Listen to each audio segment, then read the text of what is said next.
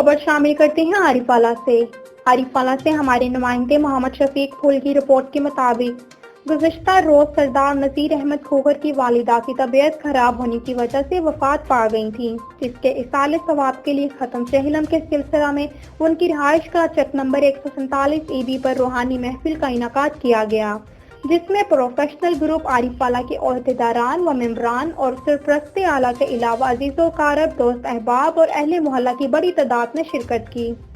محفل کا آغاز تلاوت کلام پاک سے کیا گیا۔ ثنا خوانان حضرات نے بارگاہ رسالت مآب صلی اللہ علیہ وآلہ وسلم میں عقیدت کے پھول نچھاور کیے۔